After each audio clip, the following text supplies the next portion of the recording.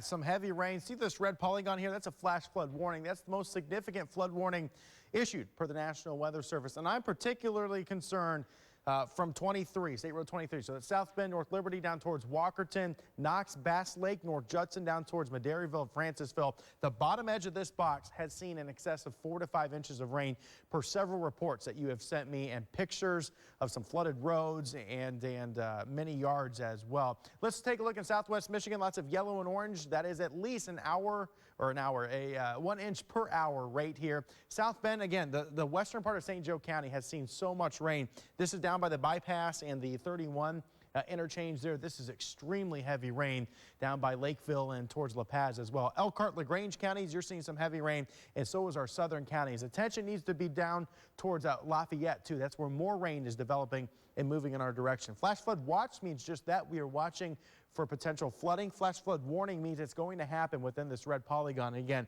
the 23 corridor right there is where I'm most concerned about. Here's a look at estimated rainfall. See the oranges here? That's in excess of 5 inches per Doppler radar. And I want to show you wider view of satellite and radar imagery. There's Lafayette down this way. This is what we need to watch for.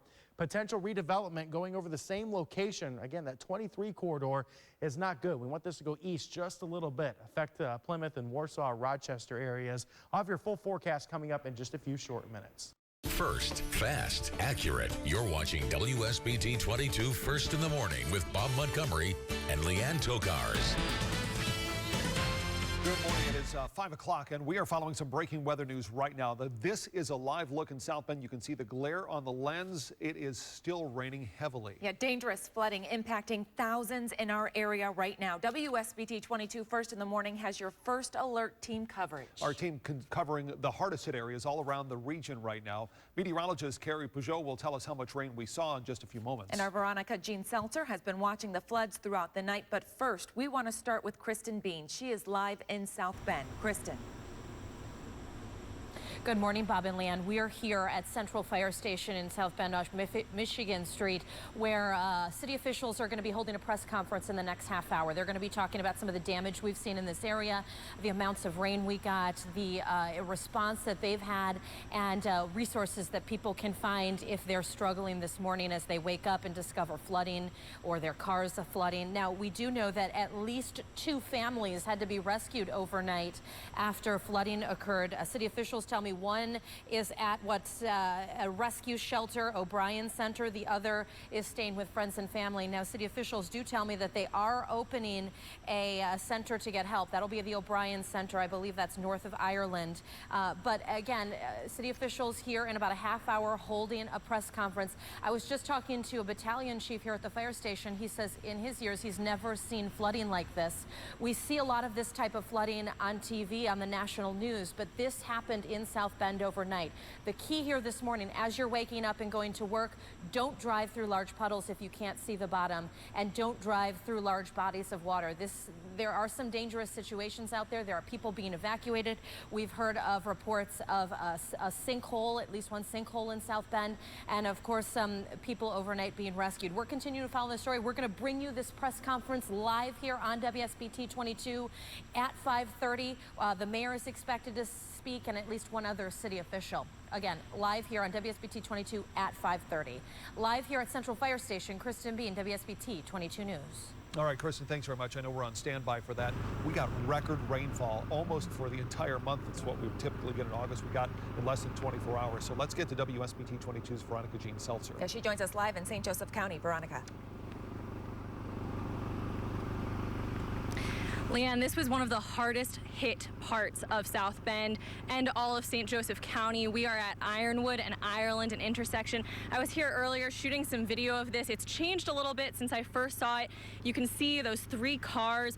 There was water pretty much all the way up there. You can see in that video what it looked like.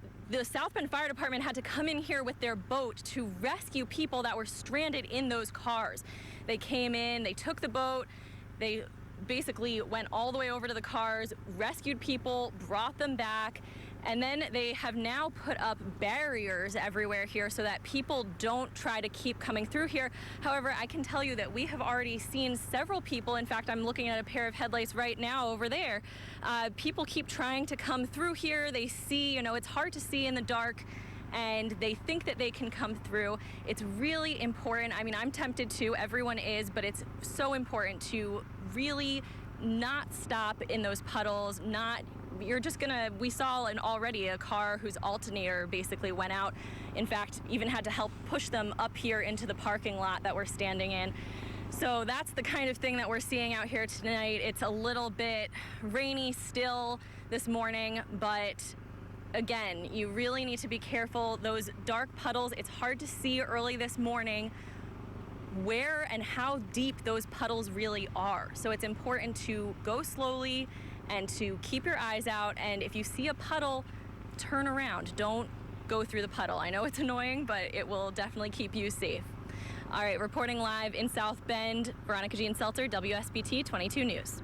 All right, VJ, thanks very much. Boy, what a great point she made. It's dark outside. We can't tell how deep some of those areas of flooded roads are, and this is going to be an issue that might continue. That's right. And now for the latest in the forecast, we want to send it over to meteorologist Carrie Peugeot. Yeah, good morning. We are talking more rain showers. So we've had these issues already last night and early this morning, and it's still raining. So it's likely we're going to see continued issues in the areas that are already problem areas, but it's also possible that we may see new issues arise, especially as we get to the light of the day. If you look here at the radar, this is the last 2 hours, and we continue to feed in that water from the southwest. And while most of you are getting some of the lighter showers, areas that have had the heaviest rain, like that southwestern side of South Bend, still getting the heaviest rain showing up here on the radar. But that also includes areas like Mishawaka and Granger and Elkhart, especially that northeast now corner of Elkhart between Bristol and the LaGrange County line, seeing some of the heaviest rain showers. Rain totals,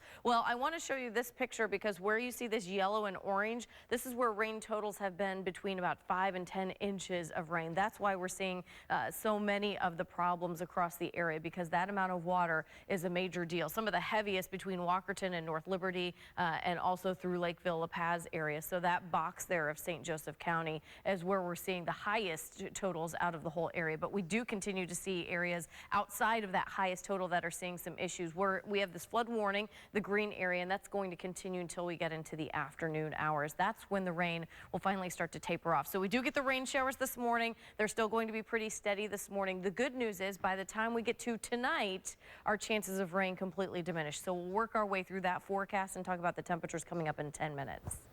All right, Carrie, thanks very much. Now, we just saw Veronica Jean Seltzer out at Ireland and Ironwood. That area is one of the spots where we see some roads closed. We're also seeing a list on your screen. Ireland, east of Ironwood, Ireland Trail, Miami Trail, those areas with high water. Chippewa also being reported underwater near the Studebaker factory. We've had reports of flooded homes on the southwestern side of the town, but it's not just there. It is really throughout the region seeing this heaviest rain. Basically, the bottom line is when you are out this morning, be very careful. If you see a flooded street, don't drive through it. This is going to continue to be an issue and will get worse likely as the rain continues to fall this morning. And here's a live look at AEP power outages right now. Hundreds of people without power in St. Joseph County, 289 customers still in the dark this morning. In Elkhart, we have just over 300 customers in the dark, and in Berrien County, 235 customers without power. Remember, no matter where you are, you can always get the forecast at your fingertips with the WSBT 22 First Alert weather app. It's free for Android and iPhone. First, fast, accurate. You're watching WSBT 22 First in the Morning with Bob Montgomery and Leanne Tokars. It is 5:29 and breaking news happening right now. Take a look at your screen. On the left, flooding overnight in the Town and Country shopping area in Mishawaka, and on the right, a live look outside right now in St. Joseph County. High waters impacting our area right now. WSBT 22 First in the Morning has your team coverage. The meteorologist Carrie Peugeot has been monitoring this deluge of rain we've been getting. First, though, WSBT 22's Kristen Bean and Veronica Jean Seltzer out canvassing the area, talking with police all night. We begin with Kristen, who is live in South Bend downtown. Kristen, are we expecting an update soon from city officials? Yeah, that's right. Just now we got an update from city officials that they're going to hold a press conference within the next few minutes. It's going to be Mayor Pete Buttigieg as well as a South Bend police officer updating us on damage, road closures, evacuations, resources for people who've been affected. We do know that the Red Cross has opened a center at in O'Brien Center. That's north of Ireland Road. We know at least 2 families were evacuated overnight. One of those will be staying at the O'Brien Center. We know roads are flooded. There are homes flooded. People have been helped from their cars. There are parking lots flooded. We're talking the flooding that you tend to see on TV over, in the national news. This is a flash flood situation. Oftentimes we hear flash flood and we kind of ignore it because we don't see that kind of stuff here. But this is happening in South Bend, and South Bend is responding. They're going to update us on that response in just a few minutes. I do want to say they have opened an emergency operations center here at Central Fire Station in downtown South Bend. That's where city officials have been working to make plans for how they're going to respond throughout the day today. Of course, we've received more rain, which has probably only complicated matters. Up to 9 inches we've seen in some parts of St. Joseph County. So this is a major event. South Bend leaders, again, going to be updating us with a press conference shortly. We're going to bring that to you live. Live here in South Bend, Kristen Bean, WSBT 22 News. All right, Kristen, thanks very much. We will be checking in again when the city has something to say about what's going on right now. Now let's check in with Veronica Jean Seltzer, who is live for us this morning. VJ, what are you seeing out there? Well, Leanne, we actually just saw a police car pull up over there right at the intersection of Ireland and Ironwood. That is because there have been cars that have been still coming through. You can kind of see this road is blockaded off, but we have seen so many cars as people are starting their morning commute. They are coming through this road even though it's blocked off. And the reason that's a problem is because there is huge flooding over here on this road. It's kind of cleared out a tiny bit, but there are still 3 cars basically in the middle of the road that had floated when they were all originally, when the water was up higher. They had floated kind of into the middle of the road. The fire department even had to come out earlier on a boat and rescue the people that were stranded in those cars. So now we have seen, believe it or not, people kind of trying to wiggle their way through here. Again, it's hard to know, when it's dark out, what you're finding, what you're looking at when you're looking at a puddle. So you need to try to, if you see a puddle, turn around. I know it's annoying, but it could keep you safe. I will say the bypass, we were talking to a young woman. All right, actually, I will tell you more about that later. Reporting live in South Bend, Veronica Jean Seltzer, WSBT 22 News. All right, outside today, obviously, we're still talking rain showers. Part of the problem is we've had a lot of water and it's still raining. So these are the rainfall total amounts. And I just wanted to show you generally where you see this yellow and orange area from South Bend, basically down 23 through North Liberty, Walkerton into Knox area. That's where rainfall totals have been anywhere from 5 to 10 inches of rain. Obviously, that's a big issue. And there you can see from Walkerton and North Liberty and then to the east towards 31, that corner is where some of the heavy is certainly not the only places we're seeing some issues. We're seeing a lot of issues even with lesser amounts of water, but you're still going to see some of the major issues in those locations. Now look at this. This is still the rain that's falling. It's just not giving us much of a break. Some of the heaviest pockets, these yellow areas, are starting to weaken and move off to the north and east, and the darker green areas, the lighter green and the darker green, are lighter showers, which is good news, but we still have at least most of the morning with these showers, and that's why we still have the flood warnings. Flood warnings in effect until we get into later this afternoon, and we'll have an update on the rest of the week's forecast, the rest of today's forecast in the 70s in just a little bit. And we want to go now live to a news conference just getting ready to get started in South Bend. Of course, we've been looking forward to hearing from the mayor about the damages, the road closures, and just giving us an update on this flooding happening. Yeah, it's an emergency operations center now set up at the South Bend Central Fire Station, and the mayor is there to give us an update as to exactly what's going on, what's happening at not only there but also around the region as people are dealing with flooding, not only in their homes, they're dealing with flooding. As we can see the mayor there, we're preparing to start. We're going to toss it out to Kristen Bean and hear from the mayor on this emergency operations center from the flooding around the area this morning.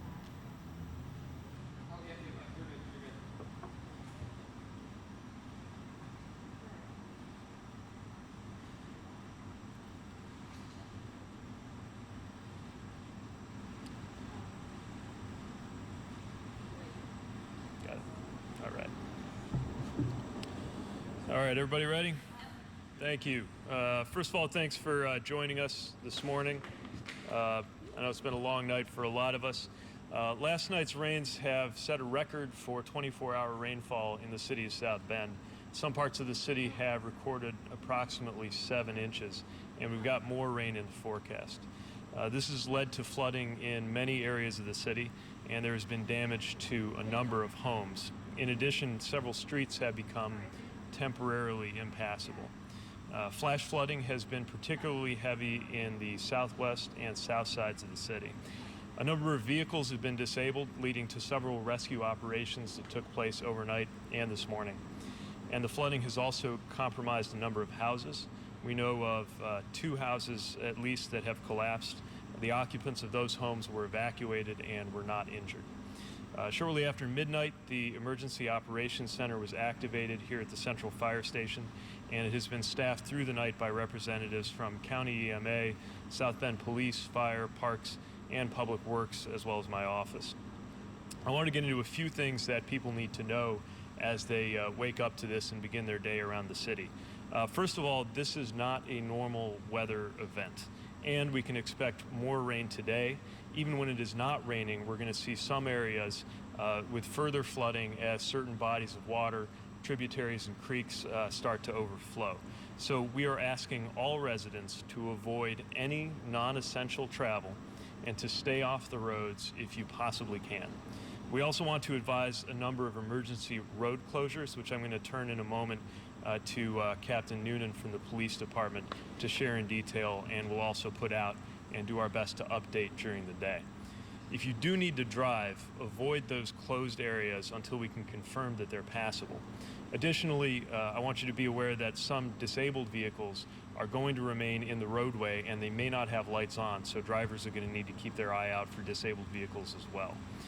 For those whose homes have been compromised by flooding, the Red Cross is operating a shelter that is at the O'Brien Center, which is a city parks facility located at 321 East Walter Street. That facility has cots, blankets, air conditioning, and snacks available. If anybody is not able to reach the O'Brien Center, we're also opening up the Martin Luther King Center, and we're going to be directing resources there based on what need and demand we see during the day. The Animal Center has opened early, is fully staffed for intake of any animals displaced as a result of the storms. I want to stress again, you're going to see water levels receding in some places, rising in others as the water flows through town. So just because you see an area that seems like the water is low now, doesn't mean we're out of the woods, especially as we're seeing additional rain, even though we do believe that the heaviest rains have already passed. So we are, again, urging everybody to use extreme caution, stay off the roads if you can. If you have to be on the roads, please avoid the areas that are most compromised. Let me turn it over to Captain Steve Noonan from the police department. He's going to run through a list of the areas that we can tell you right now are not passable to vehicles at this time. Thank you, Mayor Pete. Good morning. Currently, the intersections or the roads that are closed is Ireland Road, east of Ironwood to Ironwood Trail, Twickenham from south of Ewing and north of Woodside, Washington Street, westbound from Cayley Street and eastbound from Falcon Street. The area of Fox in Michigan, in St. Joe and Michigan, we'd especially ask that no pedestrian traffic go in that area as well, as there's been some instability in that area due to the rain. Maine, south from Indiana, will be closed. Michigan at Don Boyer northbound will be closed. Ewing at Fellows westbound traffic will be closed. Ewing and Franklin eastbound traffic will be closed. And finally, Corby and Manchester eastbound is closed, and from Hickory north to Corby Street is closed as well due to a retention pond that's overflowed the road there. Thank you. Thank you, Captain. So just before we go into questions, again, I I want to take the opportunity to stress that this is not a normal weather event. I want to thank the first responders as well as our 911 dispatch personnel and all of the city personnel who have been responding, working through the night to deal with this emergency. They've done so with professionalism and diligence, and the work is certainly going to continue at least through today. So we're asking residents to help our emergency personnel do their job by avoiding any non-essential travel, avoiding flooded areas, and paying close attention to further updates, announcements, and weather reports. And with that, happy to take a few questions before we get back to work. People needed to be rescued from their cars by fire crews and first responders. That's right. Yeah, there were a number of vehicle rescues through the night. Also, at least a couple of houses that were compromised, and we may continue to see some of those during the day. Some of those disabled vehicles are still there, so be on the lookout for those. We had heard perhaps there was a firefighter who might be taken to the hospital. Is that accurate? I'll refer you to the fire chief. Not aware of anything that would confirm that. No, we have not sent a firefighter to the hospital today. I don't know if that. I also heard that there was a sinkhole at Fox Street that needed engineers to look at. They were concerned that there would be more evacuation. Right. Is that the case? I'm going to go ahead and defer that to Eric Korvath, our Public Works Director. Yeah, so at Bowman Creek there is quite a bit of erosion because it can't handle all the flow. And so we will be evaluating all of Bowman Creek as it gets light. Any other roads where there's been instability caused because of the flooding? We've not found any. We've closed a number of roads though because they were overflowing and it could cause instability underneath. So we will be monitoring that as it gets light and look for any potential.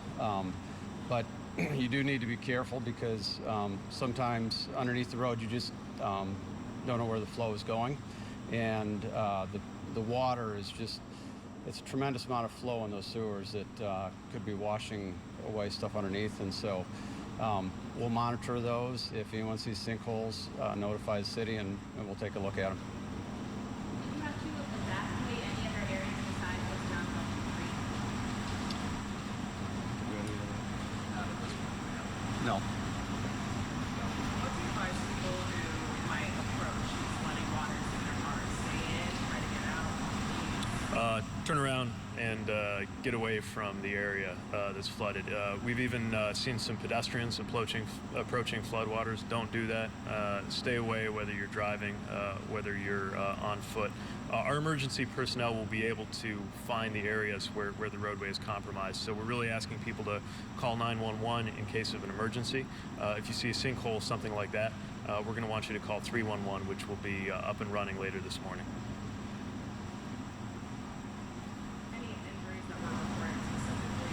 I think it's too soon for us to have a tally on that, but we'll continue to update through the day as we get more information. And again, we're not going to totally know what we're looking at until the sun's up. Obviously, we've had personnel working through the night, but we're continuing to take stock of some of the damage that's taking place, and there may be further issues with the rainfall that's continuing. So that's why, again, we're urging everybody to err on the side of caution, and if you don't have to drive, don't drive.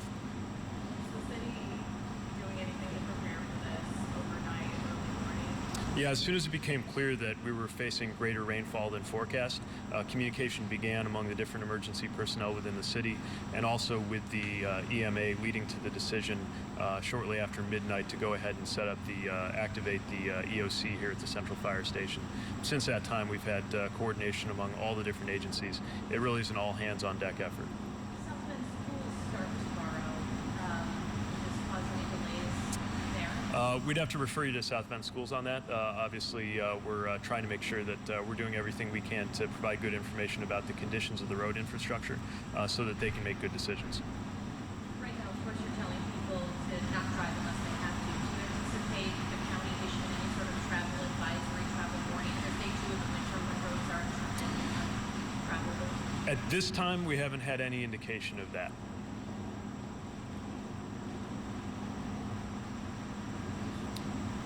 All right, thanks. We'll continue to keep folks updated during the day, and we'll look for a way through either our office or the emergency PIOs to let you know as hopefully some of those road closures can be relaxed later on during the day as the waters recede.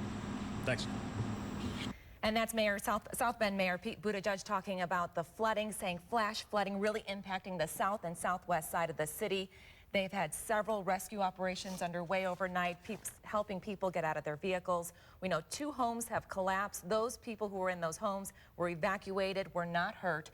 But what you need to know as you start your day today is that they want you to avoid any non-essential travel. Several roads are impassable, and several cars are still out in those roads. So you're going to want to watch out for those too, because he said they don't have lights on. You might not see them. It's dark, and some of the notable, and remember now, this is just within the city of South Bend. We're not talking about all of St. Joseph County, which is also heavily impacted. Parts of Berrien County heavily impacted, parts of Marshall. Lots of areas affected this morning. This was only about in South Bend, but this is the list that the mayor just gave. Just a couple of highlights just to pass along here. Ireland Road east of Ironwood, that area is blocked off. Twickenham, Ewing to Woodside, in the area of Main Street from Indiana southward. That's a big stretch of roadway. You'll need to be aware of that. Michigan northbound traffic around Don Moyer or so. Ewing, a couple of different places at Fellows and again at Franklin. Hickory, we've seen some flooding issues on Hickory in the past. So the bottom line is this is just in the city of South Bend. That just gives you kind of a microscopic look at what is affecting the entire region, not just the city. And this is going to continue to be an issue. If you can't stay in your home, the city has set up a Red Cross Center at the O'Brien Center on Walter Street. And our team coverage of this flooding continues right here on WSBT 22 next. First, fast, accurate. You're watching WSBT 22 First in the Morning with Bob Montgomery and Leanne Tokars. It is 6:31 and breaking news happening right now. Serious flooding impacting thousands in our area. We want you to take a look at some of these photos into our newsroom this morning. High water damaging a lot of vehicles out there this morning. Yeah, we are seeing a number of vehicles stuck in places where you can't really see them. That's another reason why the mayor is asking you to stay away from those flooded out areas. It's not only a danger to yourself, but you could hit another car that's already there. This is just another example. Look at this car submerged, almost to the point where you can't even see it. So you have to be really careful if you're out on the streets. That's the biggest concern. Flooding, this one doesn't even look that bad, but it doesn't tell the big picture here. This flooding is in South Bend, and that's where the mayor says avoid all non-essential travel this morning. And it's also impacting roads, homes, and businesses. The Martins on Erskine Plaza there. Now this morning we have your team coverage. Meteorologist Carrie Peugeot tells us if the worst is over. And first we're going to check in with Kristen Bean and Veronica Jean Seltzer. Well, of course, they've been out through the night looking at the latest developments on the flooded roads. VJ starts our team coverage live in the south side of St. Joseph County. VJ, you've been out all night long. Tell us what you've been seeing. Sure, Bob. We've been seeing a lot of different things here throughout the night. First thing we saw was a just absolutely crazily flooded road here. We are at Ireland and Ironwood, and this whole strip of road that we are standing on in Ireland was covered in water, so much so that the fire department had to come in with their boat and do a rescue from people stranded in these cars that you see behind me. They came in with a boat. They basically drove the boat over to those cars. Those cars at that point, some of them, like Bob was saying earlier, you couldn't even see them. So again, it's important to drive carefully because you just don't know what's there.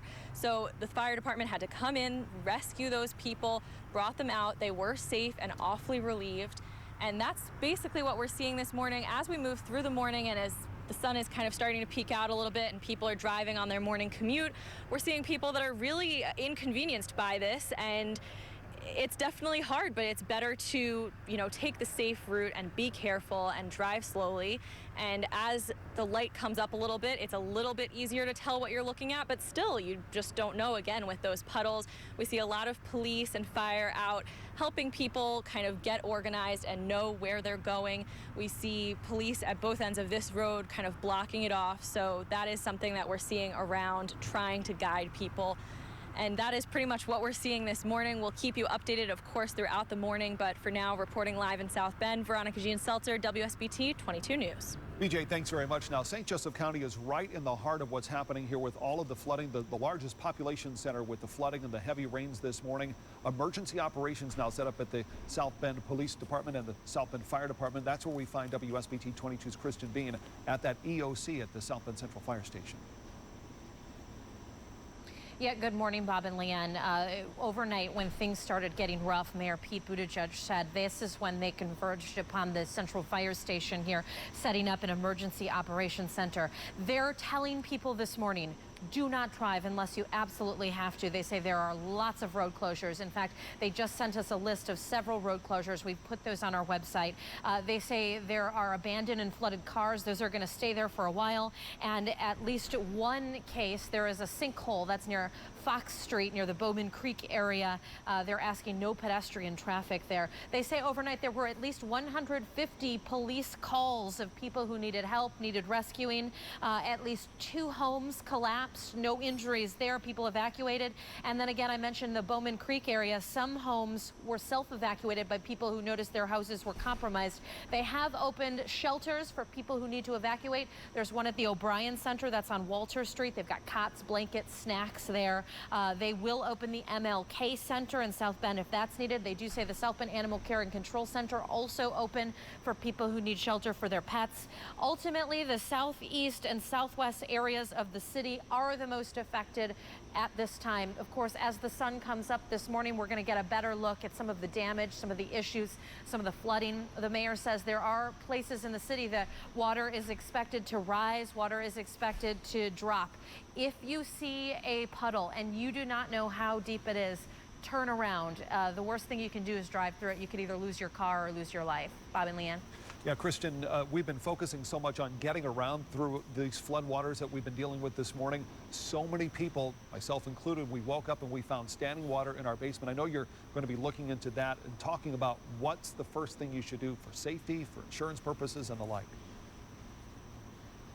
Yeah, that's right. You know, Mayor Pete says it's still unclear exactly how many people were affected by this massive rainfall that we received overnight. Some people are going to wake up and look at their basements and their heart is going to drop because there's expected to be a lot of flooding. Several people we work with have been affected. In fact, I'm here at Central Fire Station and I just learned that some of the firefighters that work here are affected by this flooding.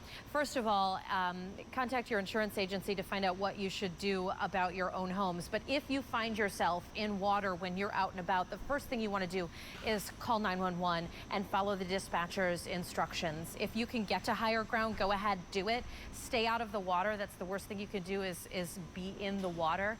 But if you find yourself in a dangerous situation, go ahead, call 911 and follow their instructions. They'll tell you what to do. South Bend Police telling me overnight they were telling people to just stay put until rescuers could get there and assess the situation. We're going to continue monitoring this. We're going to have another update for you in about a half hour. All right, Kristen, thank you very much. And we want to turn now to meteorologist Carrie Peugeot. She continues our First Alert team coverage. Carrie, we're not done with this rain. No, unfortunately, we are not done. And the problems come because this is actually a radar estimate of some of those rain totals. And this is very generally speaking, but I wanted to show this yellow and orange kind of swath here. This is where a lot of the major issues are because in this swath, we've had between 5 and 10 inches of rain. We've had some rain totals that are just shy of 10 inches that we've had this morning. You get outside of that area, Warsaw, we've had 2 or 3 inches. Obviously, that's a decent amount, and you may see some flooding concerns, but the biggest ones are going to be really sectioned over St. Joe and portions of Marshall and Stark County, which we've already seen that in some cases around Cass County as well. But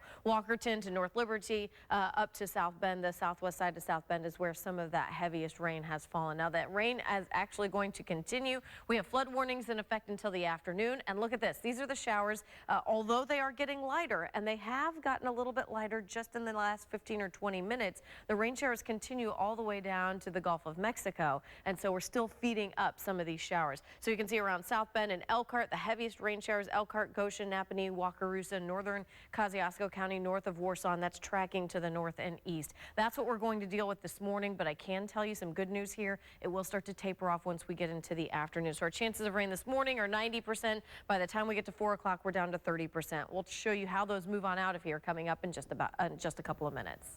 All right, Carrie, thanks very much. Now, of course, you can always keep track of the latest storms and live radar anytime with the WSBT 22 First Alert weather app. It gives you the forecast and the radar all at your fingertips 24 hours a day. Go to the Apple App Store or the Google Play stores for the free download. And our coverage this morning continues. It is 6:39, and we want to show you some video in from overnight of more flooding across our area. This flooding, I believe, is near the Town and Country in Mishawaka. It's a common scene all across our area. Yeah, we are seeing flooded out parking lots. We're seeing flooded out roadways. We're hearing about flooded homes. We've heard of water rescues. You have information you need to know. We're going to get that for you as we continue through the course of the morning right here on WSBT 22 First in the Morning. 22 News on Fox. It is 7 o'clock. Good morning. I'm Bob Montgomery. Breaking news we've been following all morning long. Heavy rain falling overnight. It really is creating major flooding problems. We've received several photos into our newsroom of the flooding. Take a look at this one. The water right up to the door at this Casey's General Store. Yeah, this is an issue that is really commonplace throughout the entire region. You can see this home also seeing some flood issues, and unfortunately a number of homes have flooding issues within the home as well. This is going to be a problem probably for the next couple of days is what we're hearing here this morning. In fact, you can see some of this video from overnight, some of these pictures coming in, other angles from different shots around the region this morning from flood issues. That is the Martin store this morning at Erskine Plaza. WSBT 22 First in the Morning has your first alert team coverage. And we're going to go first to WSBT 22's Veronica Jean Seltzer. She's live at Ireland and Ironwood this morning, and we can see the water receding there, VJ, but boy, the problem's left behind. Exactly, Bob. The water has receded hugely. I've been out here all night. Barely any, just on this side now do you see a lot of water, but yeah, look at these problems. In fact, this car is the craziest. We just walked down here. This is the first time we've been able to actually get in here, and look at this car is completely overturned. There's another on a guardrail. There's a tiny fender bender between two cars, and then there's one just beyond those two cars with a tiny branch on it. Clearly a lot of damage here for all of these people. And what's even worse, talking about problems in the morning, is, you know, people are trying to get to school, and this right here is a daycare. And I've just talked to a parent who said, do you know when they're going to be through to tow this? Because my kid's trying to get to daycare and we can't get her there. Her teachers can't even get there. So you can see a couple people coming in here, in and out now, but they're walking. The cars just can't go through here at this point. So again, this is the kind of damage that has been left behind from all of this rain that we have had. The flooding is still happening. It's still kind of raining lightly, but this is what we're seeing so far in the morning. Of course, we will keep you guys updated throughout the rest of the morning. Reporting live in South Bend, Veronica Jean Seltzer, WSBT 22 News. Wow, that video, those Amazing. cars left behind. You know, now that it's light, that's when we're starting to see this. Absolutely. And our team coverage continues this morning. We want to get to WSBT 22's Kristen Bean, who is live in South Bend this morning. Kristen, what are you seeing? Good morning, Bob and Leanne. We have moved locations. We left the Emergency Operations Center and went to this location on Donald and Carroll, and I want to show you how bad things are. As the sun comes up, we're finally getting a look at some of the damage. This is the Fox Street, Bowman Creek area that officials were talking about earlier this morning. They are asking no one to drive in this area, and they are asking no pedestrians in this area. That's because the ground here is unstable. The rising creek caused so much water, I believe in an area around here, public safety officials say there is some sort of a sinkhole, and lots of the houses in this area compromised because of this massive rainfall that we received. This is the kind of thing we're seeing around the city. You can see South Bend police cars here have closed off the road. A large portion of Main Street in downtown South Bend also closed off because of flooding. There are several road closures. In fact, city officials say do not drive unless you have to. There are going to be abandoned and flooded cars. Veronica showed you a little bit of those. In at least one case, this is a sinkhole. They're asking no pedestrian traffic. 150 police calls overnight of people who needed to be rescued. 2 homes collapsed. This is a major flooding event, going to be a problem as we go through the day here, as you get on the road to go to work, and of course as we get through the next couple days. But again, this is the Fox Street, Bowman Creek area where city officials asking people not to drive and not to walk because the ground is unstable here. Bob and Leanne.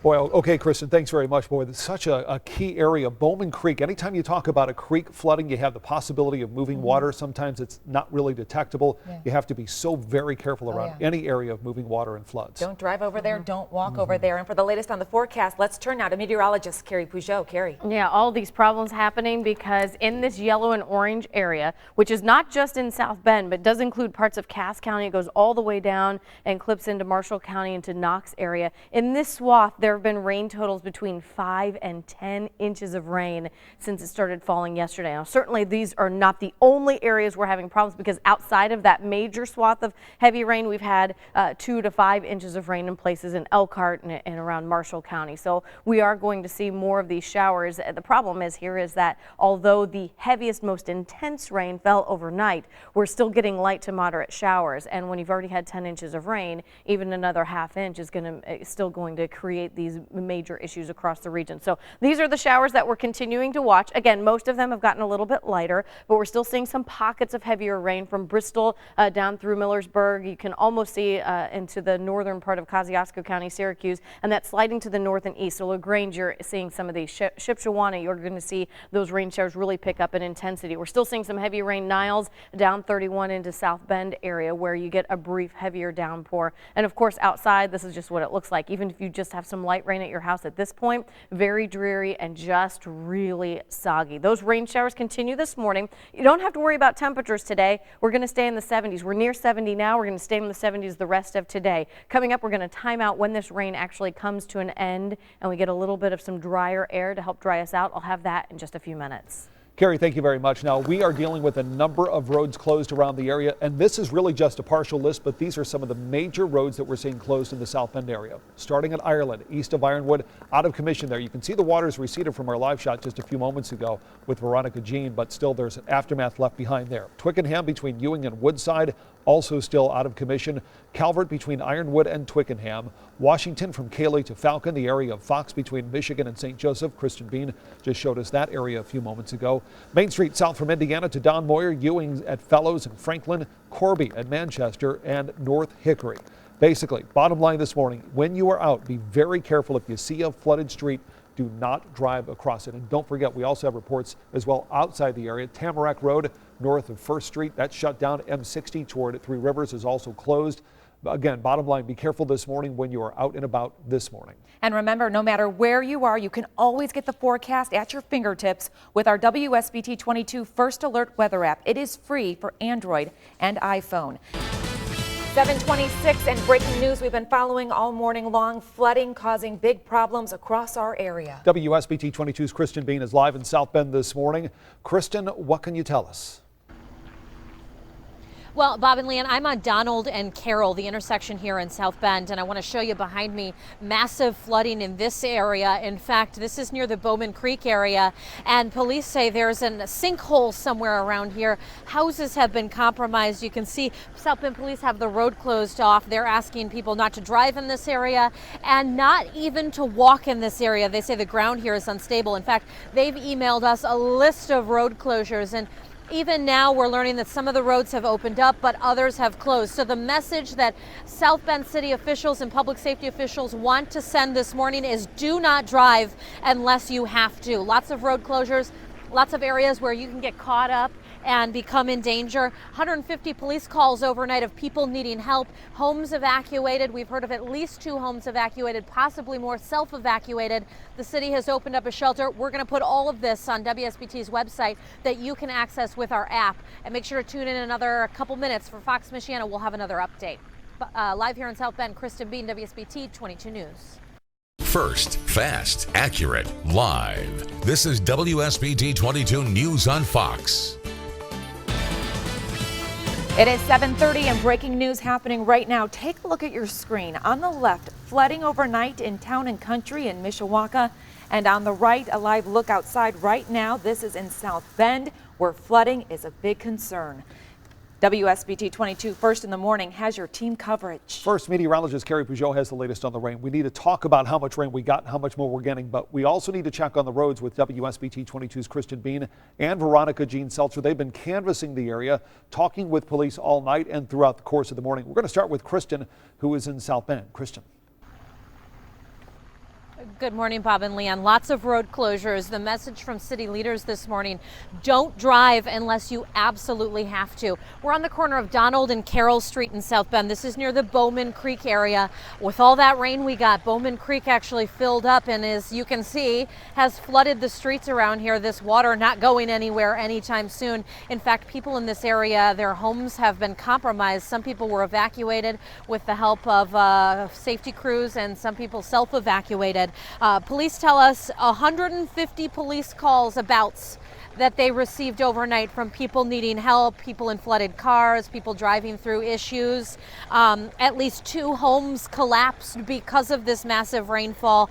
People were evacuated. No injuries, though, that we know of in those situations. Again, near Bowman Creek, some homes self-evacuated in this area. People self-evacuated after they observed that their homes were compromised. Now, the city has opened up a shelter at O'Brien Center. That's on Walter Street. They've got cots, blankets, snacks for anyone that needs to evacuate their home. They will open up another shelter at the MLK Center if needed. Also, South Bend Animal Care and Control is open for people who need shelter for their pets. We do know that the southeast and southwest areas of the city are most affected by this massive rainfall. They're seeing some of the most crazy issues, like some of the stuff we're seeing here near Bowman Creek.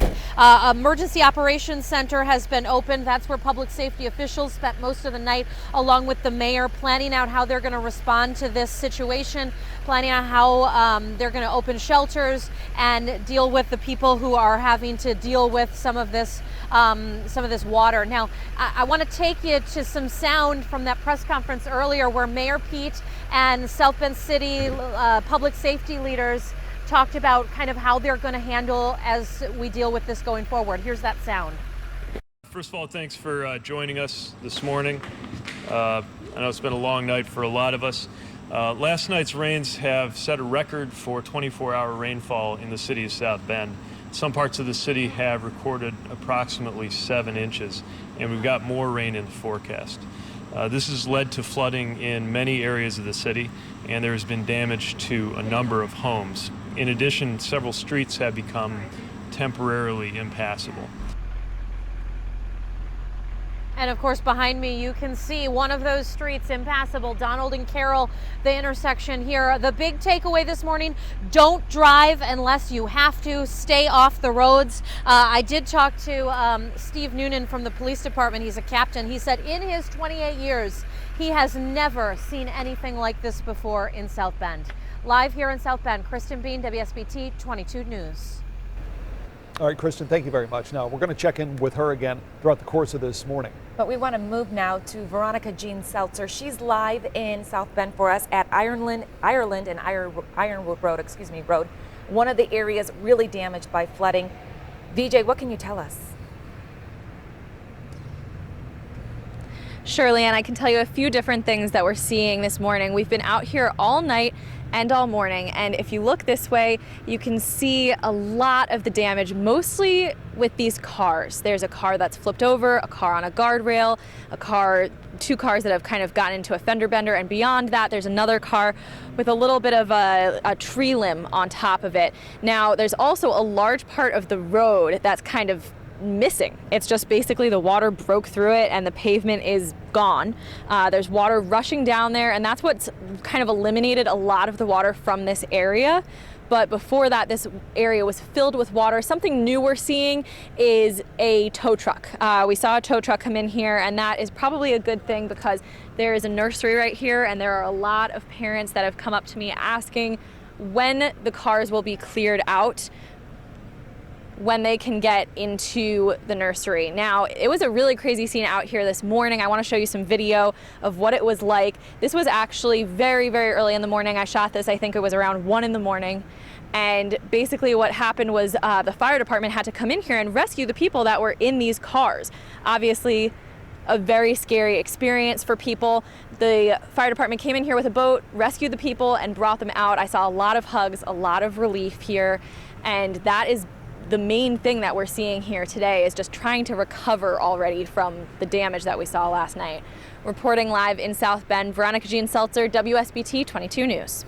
All right, VJ, thank you. And we now want to turn to meteorologist Carrie Peugeot for the latest on the forecast. Carrie. Yeah, we have been talking these heavy rain showers for a while now, and I wanted to show you these are rainfall estimates from our radar, and this yellow and orange area. And it includes parts of Stark County and also into Marshall County, but also Walkerton, North Liberty on up to about the bypass South Bend. This is where we've had some reports of 10 to 12 inches of rain. And of course, those aren't the only areas with the heavy rain. That heavy swath includes South Bend, portions of especially northern Mishawaka, Granger area, and into southern Cass County, where some of those rain totals are about that same. Those are, of course, not the only areas where we've had flooding reported, but those are just the reason why we've had such major and widespread problems with this. I do have some good news. Although we've had heavy rain overnight, the rain in really the last 2 to 3 hours has gotten significantly lighter. It's not nearly as intense. We see little pockets where it's heavier, but most of you are down to just some light rain, and that's going to continue to be the trend here for the next couple of hours. So we go from about 100% chance of rain, which is basically what we have now, down to about 60% at lunchtime, and then down to 30% during the afternoon. Temperatures are generally going to be in the upper 60s and low 70s for now, and then we'll get up into the upper 70s this afternoon. But the nice part is here, as we start to dry out, we get a little spell here where it's going to be nice and quiet. We'll talk more about those quiet conditions and when it will heat back up. That's coming up in just a few minutes. All right, Carrie, thank you. Take a look at this new video just in this morning of tornado damage in central Indiana. This was shot just north of Indianapolis. You can see the storm caused a lot of damage to homes and power lines. In another area, a house and barn were destroyed. And make sure you stay up to date on whatever Mother Nature brings us with our WSBT 22 First Alert weather app. It's free for both Android and iPhone.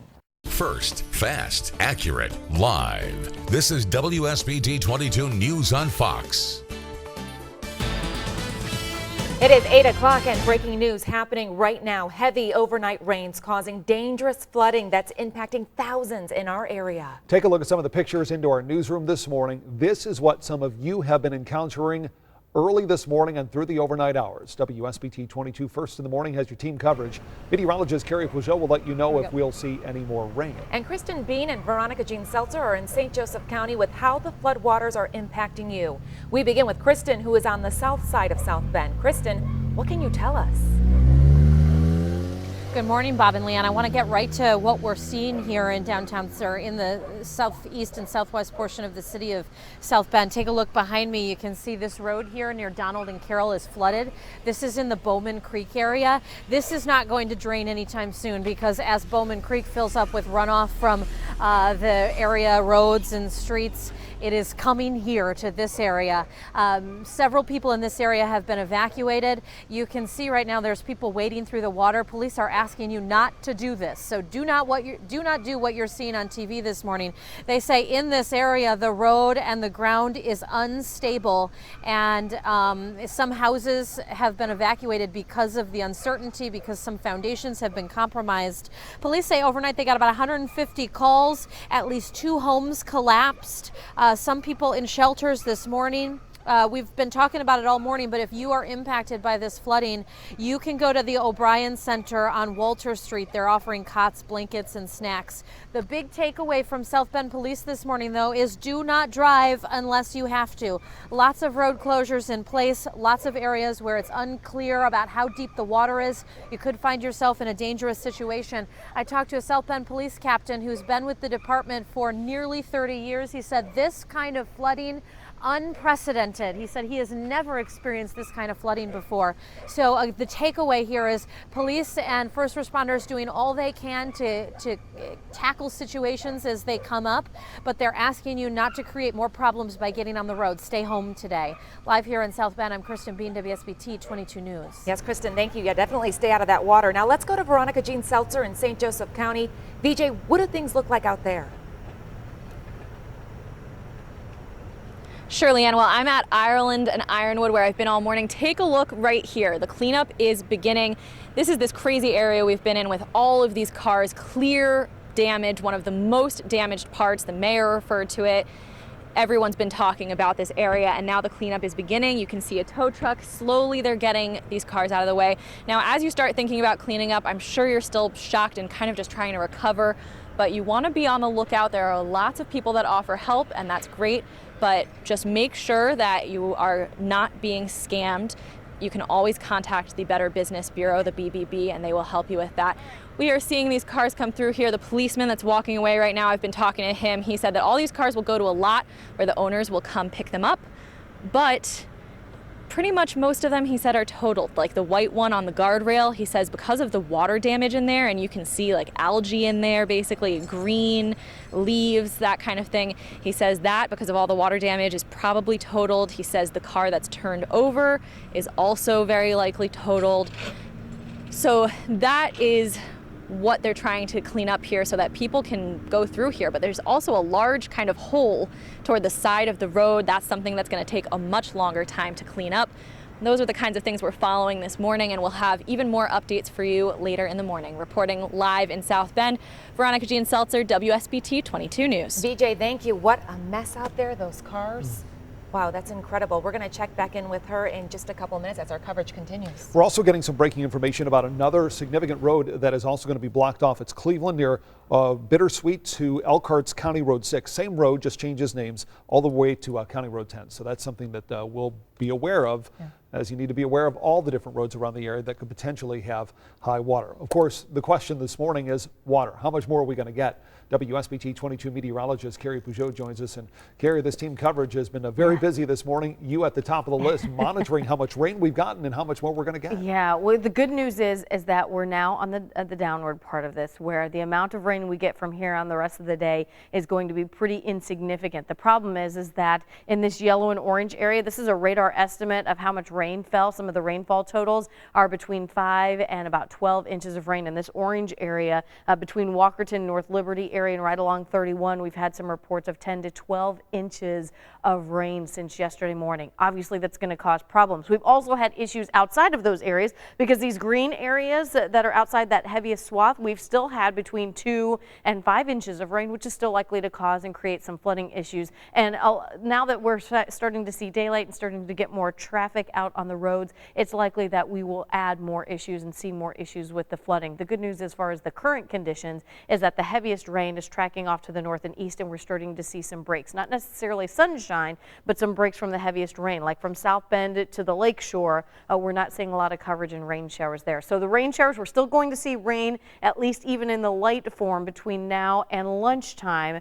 But after that, the conditions start to improve. Temperatures will stay in the 70s today. And then by the time we get to tonight, look at this, a nice big 0 in terms of the chance of rain. We don't have a lot of zeros in terms of chance of rain in our forecast. So we'll talk about this rain today ending and our next batch starting. That's coming up in just a few minutes. Carrie, thank you. Right now, several roads are closed across the area. Here's a list on your screen. Ireland east of Ironwood is out of commission. Twickenham between Ewing and Woodside, and Calvert between Ironwood and Twickenham. Washington between Cayley and Falcon, the area of Fox between Michigan and St. Joseph. Main Street south from Indiana and Don Moyer. Ewing at Fellows and Franklin. Corby at Manchester and North Hickory. Out in Marshall County, reports that Tamarack north of 1st Street is shut down. M60 toward Three Rivers is also closed. And of course, what Bob just said, Cleveland at Bittersweet, which Cleveland there turns into County Road 6 to County Road 10. You'll want to avoid that area. If you see water covering any road, do not drive through it. And of course, we have power outages to deal with as well. This is a look at the current AEP power outage map. Berrien County has over 600 folks without power. St. Joseph County, the number is a little lower at 271. And in Elkhart County, that number just over 300 without electricity today. Remember, you can keep track of all the latest storms and the live radar anytime with our WSBT 22 First Alert Weather app. It gives you the forecast, it gives you the radar, everything you need to know right at the palm of your hand, at your fingertips. You can download the free app in our WSBT 22 Apple App Store as well as on Google Play. Good morning again. It is now 8:48, and we're continuing to follow the breaking news we've been following all morning and in fact all night since the heavy rains have really dumped on the Michiana area. We have flooded roads. We have a number of issues. We have stalled cars in some of those flooded roadways. Let's get to WSBT 22's Jean Seltzer, Veronica Jean Seltzer. She's in southern St. Joseph County. Yeah, VJ, you've been out all night, all morning long. There's a lot of damage right there. There is. We are on Ironwood and Ireland. I want to introduce you to towman Jason Kring. He's one of the people responsible for removing these cars, and it's kind of one of the craziest ones, the one that we've been getting the most response of. How are you going to get this thing out of there? We're going to actually have to go into this parking lot with a bigger truck because there's just no way to pull it safely over the rail or go safely that way because of the I&M poles. But a lot's going to depend on how much of this roadway's washed away, whether we can even get a truck in here right now. Yeah, I know you've been busy today, and there is part of it that's washed away over there for sure. Have you ever seen anything like this? Not in the years I've been back in Indiana. Not in the 4 years I've been back. This is crazy. And you are busy today, I'm sure. Have you guys been getting calls nonstop? Nonstop calls, slammed. People's cars just stuck everywhere all over town. Wow. Do you think you can remove this today? We hope to. A lot's going to depend on what the county says about the road and bringing in the trucks. Because we can't get our trucks stuck in a sinkhole or cause a hole because we put a heavy truck over a compromised roadway. Right, we saw earlier a truck that kind of tilted up a little bit while it was trying to remove one of the other cars. Well, Jason, thank you so much. Good luck getting it out of there. I appreciate your time. Thank you so much. Thank you, you too. We have this car that needs to be removed and one other, and then this road will be free of the cars that were stranded here. That is the current damage that we're looking at and the cleanup. Reporting live in South Bend, Veronica Jean Seltzer, WSBT 22 News. Now at midday. Last night's rains have set a record for 24-hour rainfall in the city of South Bend. Something you see in Louisiana and Texas, not in South Bend, Indiana. So at Bowman Creek, there is quite a bit of erosion because it can't handle all the flow. And so we will be evaluating all of Bowman Creek. First, fast, accurate. You're watching WSBT 22 News at midday. Good afternoon, I'm Bob Montgomery. Certainly a lot to get to this midday. The cleanup on after a record-breaking 10 inches of rain fell in some locations. South Bend leaders just wrapped up a news conference. They conducted 13 water rescues overnight, responded to 4 different crash calls, and were actually called to a couple of houses where structural issues were found from the water. Now, they're telling people avoid this water at all costs. It's fast-moving and can pose a big danger. And this is why. Check out how much rain filled underpasses around the city of South Bend. This is at Western and Walnut on the city's near west side. You can see a wrecker had to pull cars out of that water. Then the water became too much for them to get through. Water tends to cover the road near Ireland and Ironwood on South Bend's southeast side. So much so high overnight that some people had to be rescued by boat. You can see the water is as high as the road construction sign in that area. A minivan was submerged. It actually floated onto a guardrail and was stranded there when the water eventually started to go down. And the parking lot, Town and Country Shopping Center in Mishawaka, was also filled with water. You can see here a couple of cars that were left in the lot overnight sitting in the middle of a pond of water. We have live reports coming up in just a few moments, but WSBT 22 meteorologist Carrie Peugeot joins us with the latest on all this rain. Carrie. Yeah, we have had lots of water, and that's obviously what's been causing the problems. Look at some of these rain totals from the last 24 hours. Walkerton and parts of western portions of St. Joseph County, west of South Bend, over 10 inches of rain. Granger got about 8.5 inches of rain, and you can see those totals still impressive, even in one of the lower amounts like Warsaw, where you got about 1.33 inches. That's still a nice, good soaking rain, and that's one of the least amounts that we've had, and of course areas that we're not seeing any major flooding. We are going to continue to get scattered showers during the course of today and tomorrow and Thursday, and even as we head into the weekend. So we're likely to still see some issues, but not as much as what we had in the last 24 hours. This is a radar estimate. This yellow kind of orange color in here, this is that swath of about 10. We had a few spots closer to 12 inches of rain, unofficially, of course, but in there is where we've had most of the problems. Outside of it, where you see these green areas, we've had 3 to 6 inches of rain, which is obviously still a lot. But right now, most of you, if you're outside or looking outside, everything's still very soggy, but we're not getting a lot of the heavy rain showers. Most of the heavy rain's moving off to the east, but we are starting to see a few more scattered showers. Like over LaPorte County, we're starting to see a few of those scattered showers closer to Lake Michigan. We will get a few showers like that during the course of the afternoon, but I don't expect it to be real measurable rain. So if you are going to spend some time outside today, today. It's really left over from these totals. Coming up, we're going to talk about the temperatures, when it's going to warm back up. Feels pretty comfortable now. We'll have an update on the heat in just a few minutes. Carrie, thank you very much. Heavy rains and the floods have left some people homebound throughout the region. One of the hardest hit areas is on South Bend's south side. WSBT 22's Hillary Powell is live there now. Hillary, some of these homeowners there have to be absolutely frustrated.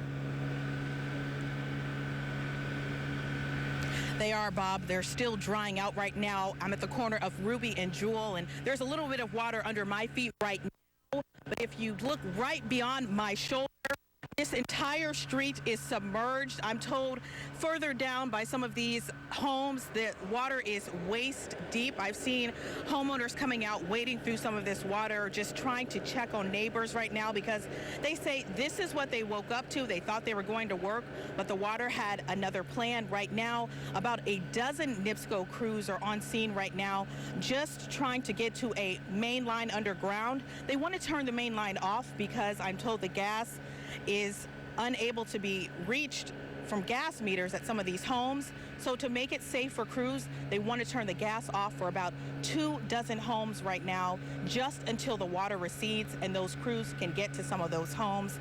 And since I've been here, I've seen at least 2 men out in boats trying to reach their neighbors, again, checking on people, but also people who were checking on residents here were fire crews. I'm told the Southwest Territory Fire Department has been out here since about 2 a.m. They've done 4 rescues so far. One of those rescues was a family of 6 people.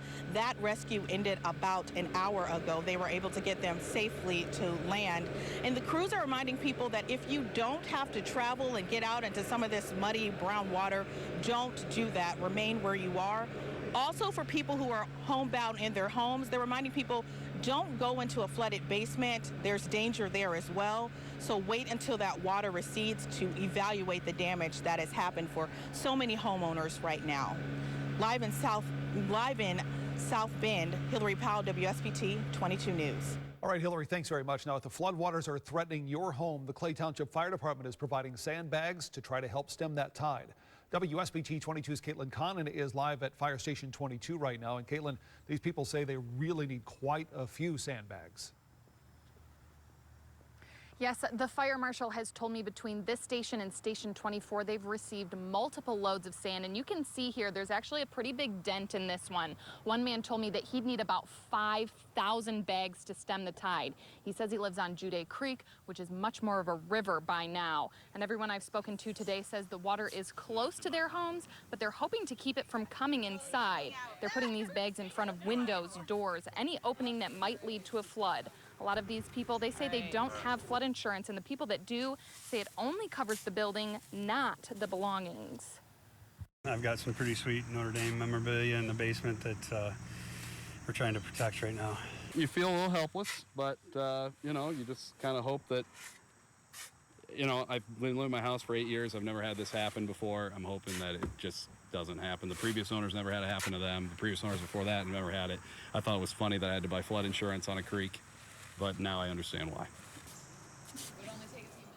If you're coming to fill up your own sandbags, the fire marshal did ask that you bring your own shovel. Now, I'm actually going out to talk to an insurance agent about what's covered when a flood like this strikes. I'll tell you what he has to say coming up at 4. Live in South Bend, Caitlin Connon, WSBT 22 News. All right, Caitlin, thanks very much. That's a big question for a lot of folks. Now, here are some pictures our viewers sent in from the flooding you're seeing. James Soloway sent us this picture of M60 just east of Cassopolis. You can see the water covering the highway. And Walt Gray sent that picture. It's a roadway flooded up by a lake overflowing into Knollwood and Granger. Lindsay Horn snapped a shot of the entrance of the Meadows in North Liberty. And Karen Roberts sent this from Slate Tile Roofing on Ironwood in South Bend. You can see water literally swamping that location. Now, we have a lot more information on our website and the WSBT 22 News app. That includes a gallery of other pictures you've been sending in. Keep them coming. Just use the hashtag WSBT22 on Twitter and post them to our Facebook page. We will update those images throughout the course of the day. And of course, you'll also want to stay tuned with WSBT 22 News for continuing coverage of this flooding aftermath. We have a team of reporters working several different angles of the story. We'll have live updates beginning on our new hour-long edition of WSBT 22 News first at 4. You're watching WSBT 22 News first at 4. First at 4, a lot to get to on this historic flooding in our area. Portions of our area saw up to 10 inches of rain, and a lot of that water simply ran out of places to go, leaving flooded roads, businesses, and homes. WSBT 22's Danielle Kennedy is here. She talked with family in Niles, hit very hard by that flooding. But I want to begin with Chief Meteorologist Matt Rudkin. He's over there. You see him right now. Matt, this break from the rain, a little bit of sunshine that we're seeing, so nice to see. It's, you know, music to your ears, music to your eyes, I guess. Beautiful. And it's what we want to see to help evaporate some of this. The good news here is only a few showers, and it's in areas that can necessarily handle it, unlike South Bend and parts of Stark County. Down towards Fulton, Kosciuszko, and Pulaski County, you could deal with a little bit more rain. Your soil is not quite as wet as ours is up here. I want to show you these numbers here. These are rainfall totals. These are the highest numbers I could find across many spotter reports and reports that you sent to me, and I appreciate everybody. I had over 2,000 individual pictures and reports, and they are extremely important to us, so thank you all who sent those reports. I certainly appreciate it. And to put these numbers into perspective, you know, you think 10, 11 inches of snow is a lot. Typically in the month of August, we see about 3.5 inches of rain. Many of you tripled that in about 12 to 18 hours. That's why we saw incredible flooding at the airport. These are storm totals, by the way, almost 8.5 inches of rain. Dynamically, it's different between summer and winter, but to try to give you some idea of how much water this is, this would be almost 100+ inches of snow if it fell during a winter. And again, two different beasts here, but nonetheless, an incredible amount of rain. We'll look ahead to see what days in the next several are going to be dry in your forecast in just a bit. All right, Matt, thank you. Last night's storm damaged many homes in our area. First at 4 here, as cleanup begins today, some families have been forced out of their homes. WSBT 22's Danielle Kennedy at the live desk right now. And Danielle, you spent the day in Niles where several homes were damaged. Jennifer, the fire chief tells me basements were washed out in 3 homes in Niles. So we spent the afternoon with a family that can't live at their home anymore because the damage is just too bad. Last night, the Nyheis family heard a loud bang outside of their home, and when the husband went outside, he noticed a hole underneath the front of the house. The entire foundation had been washed out because of that high rainwater. The man says he and his 3 sons were inside, so he immediately grabbed them and ran to the back of the house and grabbed whatever belongings they needed and then left. The bricks caving in the basement also caused the water pipes to burst. I heard this loud crash, almost sounded like a pretty bad wreck out front. So I looked out the front door and didn't see anything out front except for a big black void where the flower bed used to be. My family is still okay. We were able to walk away from this with no damages to ourselves. We may have, you know, a broken home, but there's still hope. The couple rents the home from a landlord in South Carolina. They say they don't know the total cost of the damage, but they're working with a contractor to figure that out. They're not allowed to live at their house, so they're staying with family in the meantime. At the live desk, Danielle Kennedy, WSBT 22 News. And many of you have been sending in pictures of the flooding, and we've been sharing those on the WSBT 22 Facebook page and on our website. We just showed you some of the homes affected by all of this, several businesses impacted as well. Take a look at these photos. These were sent in to us from the Martins at Erskine Village. This is at the corner of Ireland and Miami in South Bend. If you know that area, a lot of water. You see they're standing on the floor. We're told the store did not lose electricity, so they were able to get to work right away to start drying things out. They also do not believe they lost a lot of merchandise, which is good. The store will open Thursday morning at 6 o'clock. Right now, the very big concern is what more rain could do to our area. We're keeping watch on several creeks in our area, some of them already causing big problems. Bowman Creek in South Bend flows near Fox Street in the city, and this happened this morning. A big sinkhole formed in front of this house. We're told the people inside evacuated safely, but for now, this area is closed off. And that is not the only road closed off. Several others in the county as well due to high water. This is Ironwood in South Bend, right there near the intersection with Ireland. High water washed away chunks of the road, cars right along with it. You can see one of those cars, the one flipped over in that video, belongs to WNDU TV. We're told no one was injured in that, though. So there's the good news. And we're continuing to get in your videos, your photos of the flooding, and we're taking those. We're posting them to the WSBT Facebook page and on the WSBT 22 News app. We're also listing all of the road closures on our website. and we're hearing from a lot of people who have water in their basements. WSBT 22's Caitlin Connon has been looking into that and what homeowners can do. That's coming up at 4:30, so stay with us on that. First, fast, accurate with Jennifer Copeland and Rick Shutt. You're watching WSBT 22 News at 6. We have not seen flooding like this in quite a while, but people throughout our area are assessing the damage. Now, big storms rolled through the area overnight, dropping more than 10 inches of rain in just a few hours in some areas. We have team coverage of the cleanup tonight. Two's Hillary Powell. She has been on the south side of South Bend most of the day today. Flooding has been extremely bad in the Jewel Woods neighborhood. Hillary's live in Mishawaka right now. Some businesses there having a really hard time finding places for customers to park. That's right, Jennifer. That's because some of those parking lots look a lot like the one you see behind me. Still a lot of water, standing water. And since I've been here, some people have come out to their cars just to check to see if they can turn them on, turn that ignition to see if they even still work.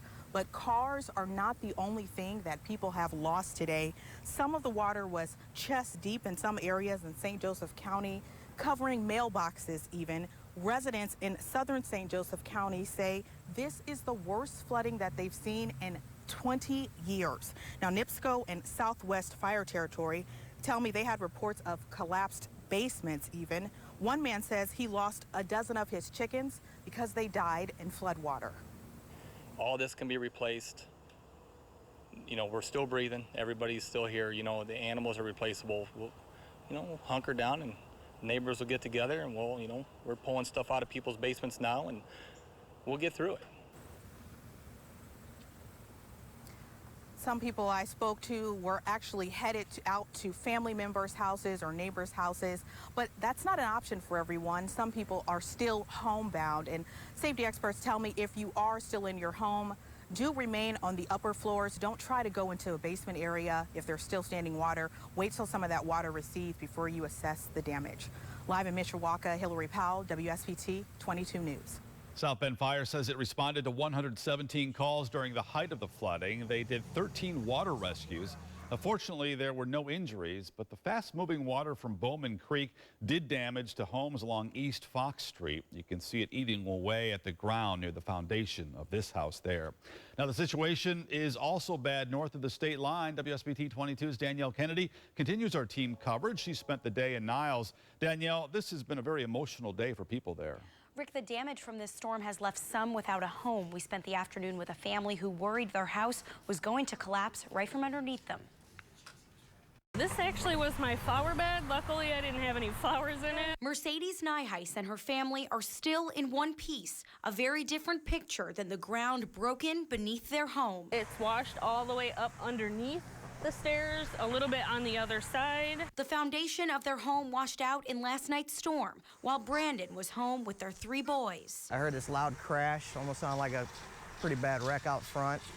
So I looked out the front door and didn't see anything out front except for a big black void where the flower bed used to be. So he called Mercedes right away and rushed the boys to the back of the house. I was scared that I wouldn't make it home in time and the house would just collapse. They quickly learned the damage was even worse than they thought. In the process, it knocked out our main water line, our sewage pipes.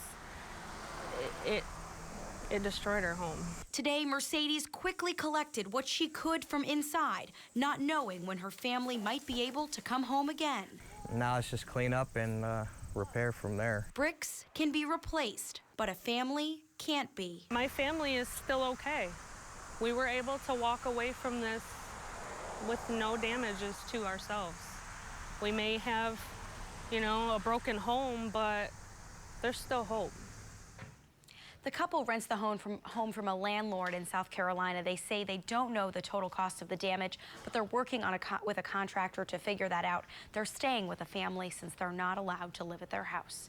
At the live desk, Danielle Kennedy, WSBT 22 News. Well, Notre Dame says 42 buildings on campus took on water overnight. Crews there spent the day pumping that water out and making repairs. Now, they say about 75% of the buildings affected experienced only minor damage. Several other businesses were impacted too. These photos were sent to us from the Martins at Erskine Village. This is at the corner of Ireland and Miami in South Bend. A lot of water on the floor. Employees are drying things out. They don't believe they lost a lot of merchandise. The store will reopen Thursday morning at 6. And this part of Indiana is not known for flooding like this. That means a lot of people do not have flood insurance. It's making the cleanup process challenging for some. If you don't have insurance, local agents call a restoration company. Even if you cannot afford their services, they may actually be able to offer you advice on what to do yourself. But agents say the best defense is prevention. You know, keep your roof up to date, keep your gutters clear, you know, just do general maintenance in your house. Make sure your sump pump is up to date, and yeah, just things like that. His best advice is to pay special attention to your sump pump. Motors on those machines are small. They can burn out very quickly. All right, so let's move now to Chief Meteorologist Matt Rudkin. How much rain did we see overnight? Yeah, we'll get to that in a second, but unfortunately, we're still tracking a little bit of rain out there. Our friends in our southwestern communities down by Pulaski County see some heavy rain. You do not need any more. Areas down there saw 7+ inches of rain right towards Winnemac, Star City, moving in towards parts of eventually Carroll and Cass County, so Logansport area. We'll see this soon. But far southern Pulaski County, there's Star City, there's Thornhope, the town of Pulaski, for example, getting a downpour right around 119 as you move south. That is it, though, in most of the region. So I want to zoom back out and look at storm totals as far as the rainfall goes. These are impressive numbers, folks. I mean, typically in August, we see 3.5 inches of rain. Many of you tripled that in 18 hours. That's why we saw significant flooding. I mean, that's just an incredible amount of water. The sweet spot was southern Cass County, right down 23, which is right there. Saw the heaviest, what's called training, over and over the same location. These thunderstorms went 11 inches of rain right around North Liberty and Walkerton. Also, US 30 and 23 corridor, right there, saw about 11 inches of rain. And down towards Knox, North Judson area, 7 to 10 inches of rain. Beautiful sunshine out there trying to evaporate some of that flood water. It's going to take some time, though, with all that rain we saw. We will look ahead to some statistics about this rain, how rare it is, and look ahead to that 7-day forecast coming up. And we've been getting a lot of pictures from you. James Soloway sent us this from M60, just east of Cassopolis. You can see the water covering the road there. Walt Gray sent this road that's been flooded by a lake overflowing in Knollwood in Granger. Lindsay Horn snapped a shot of the entrance to the Meadows in North Liberty. And Karen Roberts sent this from Sleigh Tile Roofing on Ironwood Road in South Bend. You can see water just swamping that location. We have a lot more on our website and the WSBT 22 News app. Now at 11. Keeping our schools safe. Why some lawmakers think Indiana teacher background checks aren't strong enough. Storm Tracker radar finally sweeping clear. I'll let you know how long this lasts before our next rain event coming up. The rain might have slowed, but people are still dealing with the record rainfall. Why nearly 100 people had to be evacuated from their homes. First, fast, accurate. You're watching WSBT 22 News at 11. Many of you still dealing with the aftermath tonight of yesterday's unprecedented rains. Fortunately, there were no injuries, but South Bend Fire says it responded to 117 calls during the height of the flooding. They responded to 13 water rescues. This fast-moving water from Bowman Creek did damage to homes along East Fox Street. In Elkhart, sewage and stormwater spilled into the St. Joseph and Elkhart rivers from the city's combined sewer system. Now, the city is warning you may become ill if you have contact with that water. And another warning tonight. This from St. Joseph County Police for homeowners near US 31 and Kern Road. Nearly 100 homes are without gas and electricity. WSBT 22's Heather Black has been out talking with people who live there. Heather, St. Joe County Police have been monitoring this area.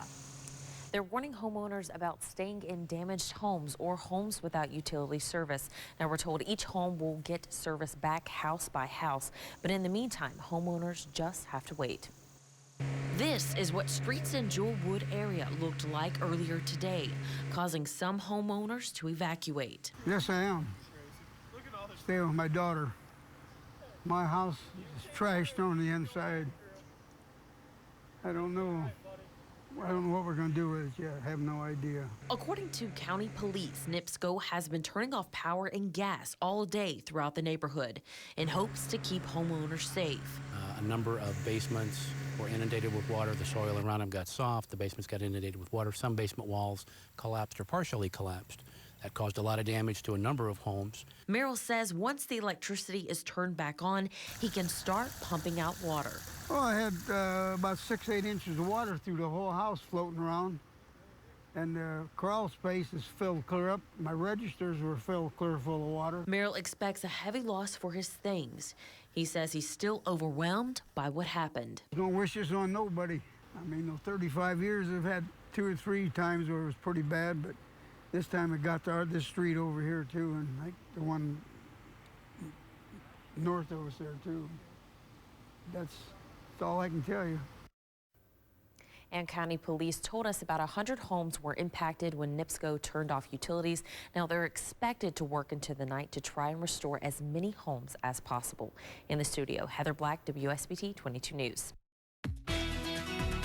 Well, certainly a rough 24 hours to say the least. The good news here is Storm Tracker radar still sweeping nice and quiet. Here it is, nothing showing up. So let's take a look back at this unprecedented event, literally. See the swath there of yellows and oranges and reds? That's the State Road 23 corridor. Southern Michigan right down 23, and that's where the heaviest rains were. So let me zoom into St. Joseph County. There's South Bend, about 10 inches of rain. See the pink there? That's about 11+ inches of rainfall from North Liberty down to Walkerton, Lakeville, down towards La Paz, some heavy rain.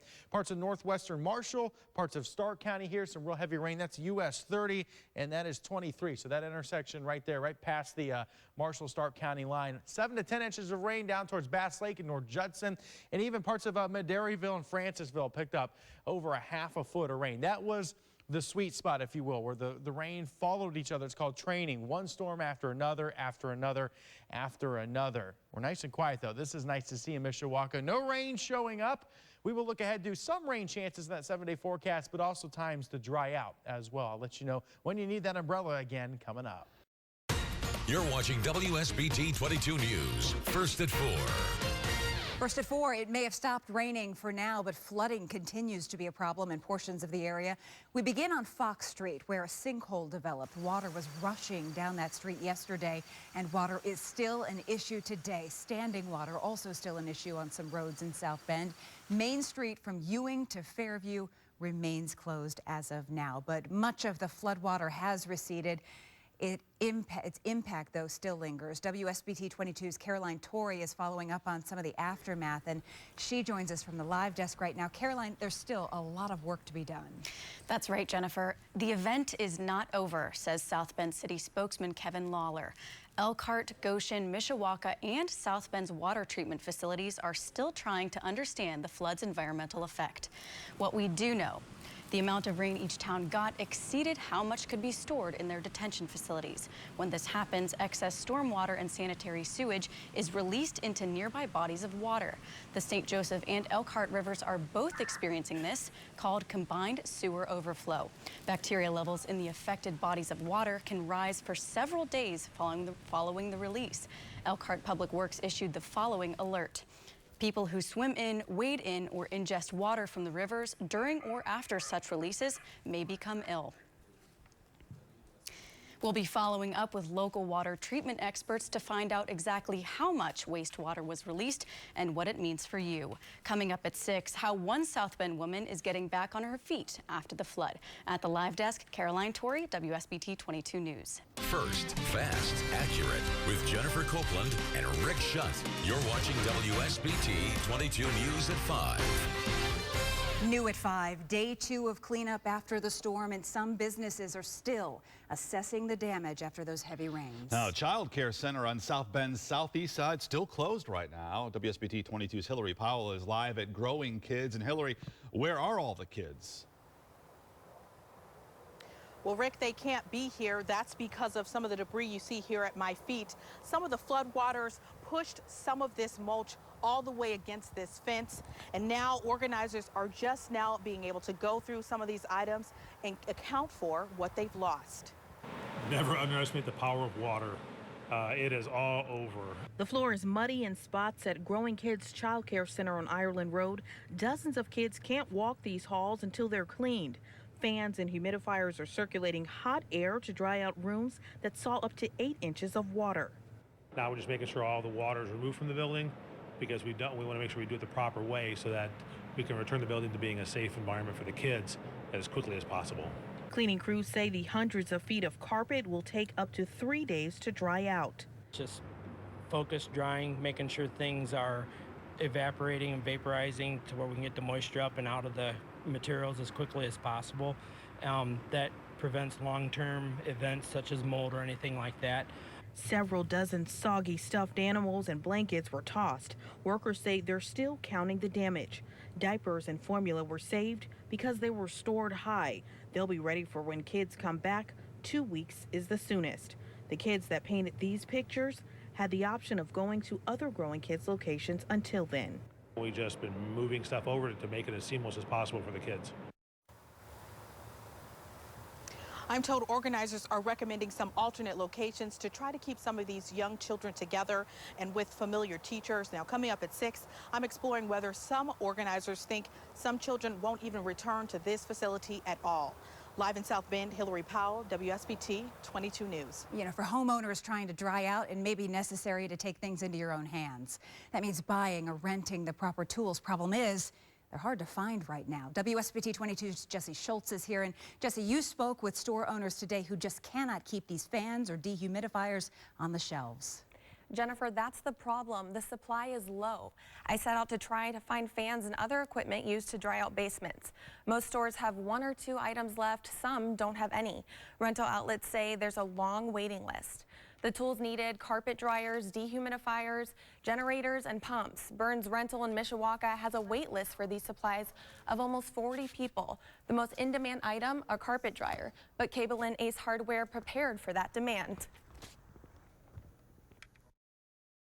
We ran out of 20-inch box fans, things like this, but you have a gentleman who was actually keeping track of that and was checking the weather, and he up-ordered, I guess you could say, to make sure we had plenty to hopefully help somebody else out. That worker who watches the weather made sure the new order of supplies got to the store this morning. And Cable and Ace can't be the only place. Other places have to be running out too. Right. But I called the South Bend Lowe's and Home Depot, and they both said that they're out of carpet dryers. Yeah. They said that make sure you could try ordering online just to make sure that you have one in your hands, but that doesn't really help the immediate need right now. Yeah, a lot of people need this stuff. Jesse, thanks very much.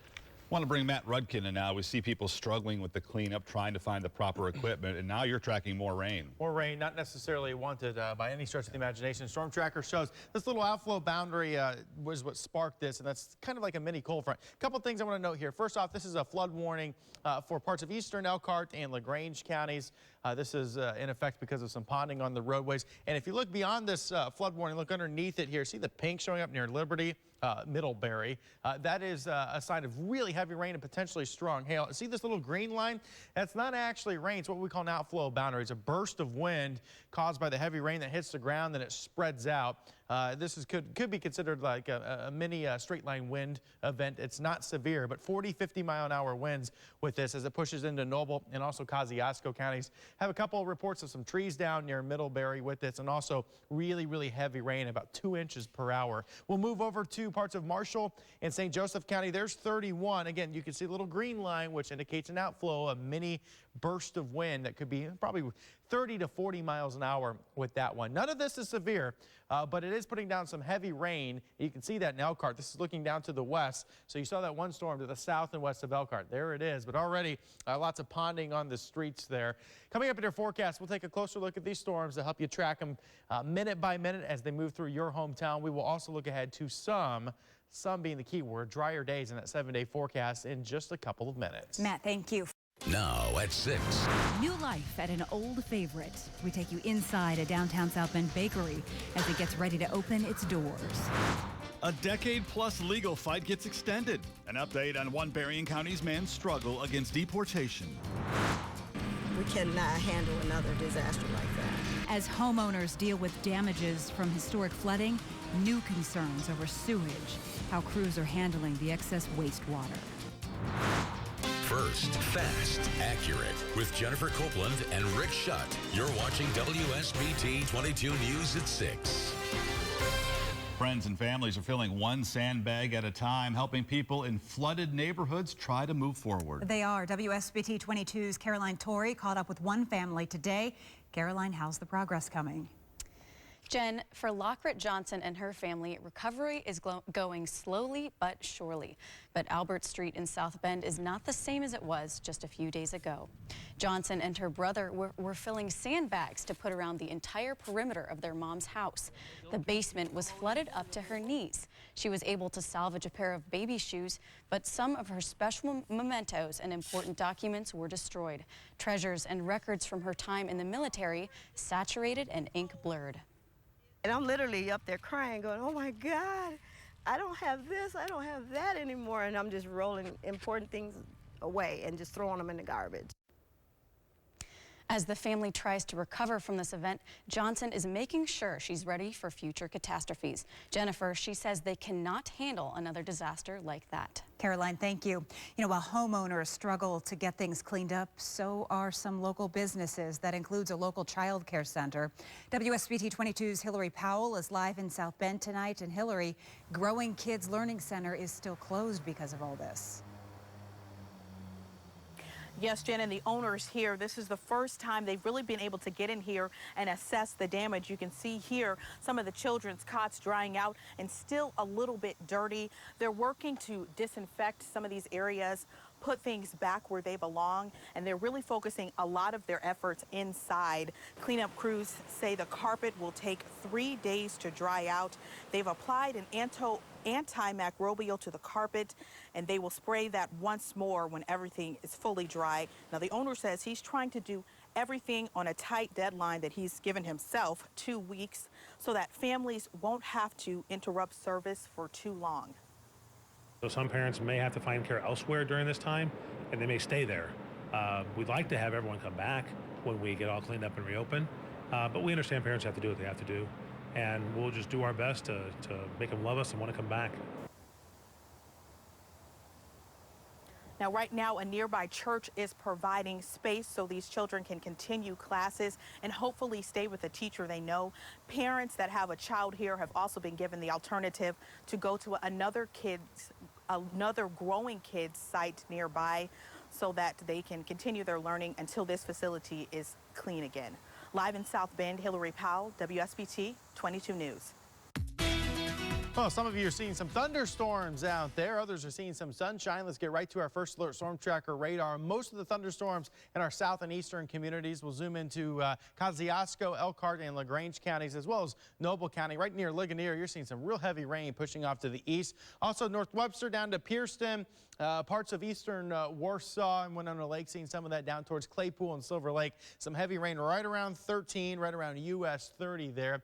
And also parts of Marshall County near Culver, seeing some heavy rain. No severe weather, but certainly heavy rain in some locations just west and north of Winnemac. A brief shower as well. We'll zoom out, put this into motion. All of this is moving to the east and to the south, pushing towards Fort Wayne. Most of us should be quiet the rest of tonight. Here's a live look in Elkhart. You can see the sun is back out. The streets are starting to dry up as well. Temperature is right around 79 degrees. And the next several hours, we continue to remain basically right around low 70s with a brief thunderstorm here the next few hours, and we'll quiet down for the overnight. And we'll talk more rain chances in that 7-day forecast coming up. Matt, thanks. For people who are trying to dry out flooded basements, it's been difficult to find the supplies. WSBT 22's Jesse Schultz went to hardware stores around South Bend. She's in the studio with us now, and Jesse's stores have been running low on inventory. Rick, the supply of those tools is extremely low all around the South Bend area. The stores I visited today have 1 or 2 items left, but some I talked to don't have any.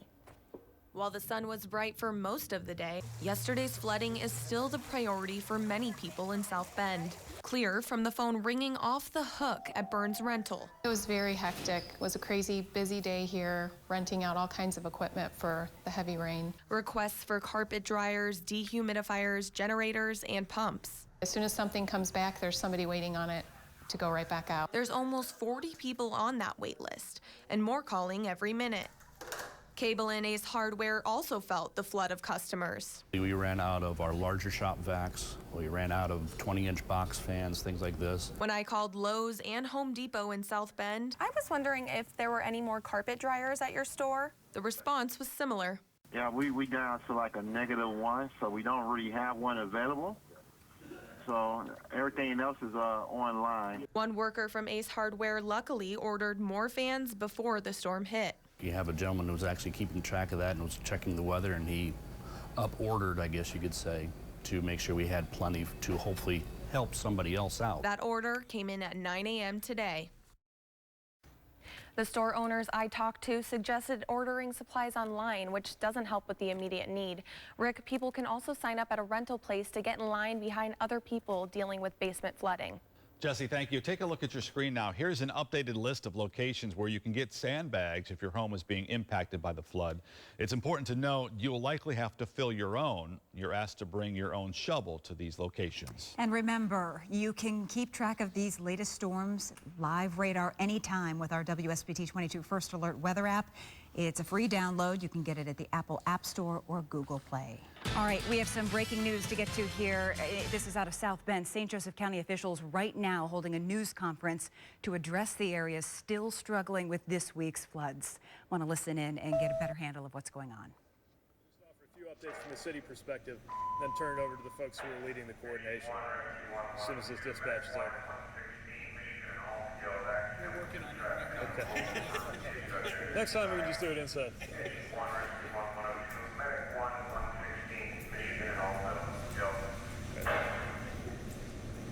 So, first thing I want to make sure.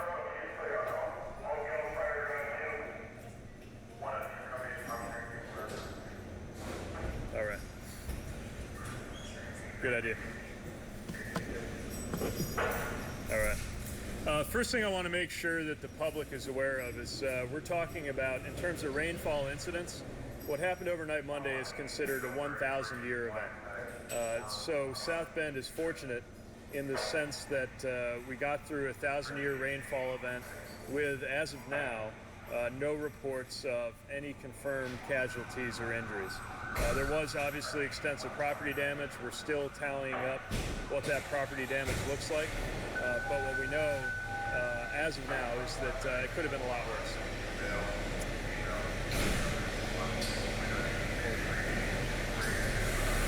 Get these guys out of here. Just one with a Quint going too? Just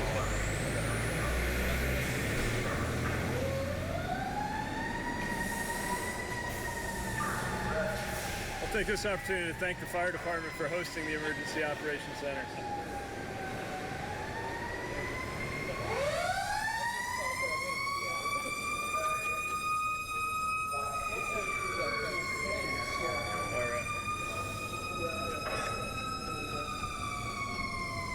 We're listening to a news conference here where Mayor Pete Buttigieg is trying to update us on some of the numbers and some of the difficulties they've had as they've tried to respond to what has happened with what he's obviously called now a 1,000-year flood event.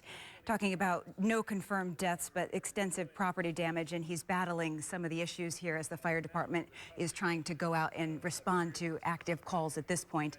I think it's clear we can try to listen in again. Gallons of water falling on the community, and it's going to take days for that water to move through the different places that it's going. It's going through waterways, ditches, creeks, obviously the stormwater and wastewater system, and of course in some cases it's working its way through people's basements as well. As we've been saying from the very beginning, it is absolutely not safe to go into any standing or moving water on foot or in a vehicle. So if you see standing water, we need people to turn back. If you see a barrier, we need people to turn back. It's possible that a barrier may be in place because the road is undermined, even if you don't see any water. And so it's important to stay away from that. Unless they call the boat, I don't think any more vehicles will be moving from here, so we got that going for us. All right. I'm so glad this didn't happen during your part of the press conference. Okay, so here's what the city's doing. We've got a real focus. Most of the emergency response phase of that's obviously behind us. So what we're really focused on now is making sure that the city is safe. Public Works teams are out inspecting roads, looking at what's undermined. Again, it's important to stress that billions of gallons of water are working their way through the system. That means some of the damage that's happening to roads may not have even occurred yet as water continues to move underground. So we've got assessments going on as the engineering and public works folks try to stay ahead of that. Meanwhile, on the building side, We've got the code enforcement department doing inspections and assessing what's going on in buildings. We've confirmed at least 7 structures that have collapsed foundations, and we know of 2 houses that are totally collapsed. A reminder also from the building side of things, if you are doing work on your home, structural work as a result of the emergency, it's really important to get that permitted so that it's handled properly. The last thing we want happening to you is something happens to your home, you're doing work, and then you find that you're having an issue with the building permitting. So please let our department know about that. Emergency management, who I'm going to turn it over to in a moment, have advised me that they've had about 700 contacts with their damage assessment in partnership with the Red Cross. But we know there are more folks out there. And it is very important, if you have any damage, to notify County Emergency Management. The number for that is 235-9378. We want to make sure those all get called in, 235-9378, and they'll explain more about the reasoning for that. But the short answer is we need to understand the damage totals so that we can relay that in conversations with state and federal authorities when we're scoping out just how much damage actually happened. Red Cross has opened a center. We'll put that out as well. I know there's a lot of people interested in how they can help. And so, again, through the aid agencies, if you call that number, 235-9378, they can refer you to the relevant agencies. Some donations are more useful than others, so it's really best to call first. And those will be processed through agencies like the Red Cross, Salvation Army, and Goodwill. Also want to thank 3 third-party agencies that have come on the ground to help out. Southern Baptist, faith-based organization. Another one I believe called, what is it? Christian Ministries.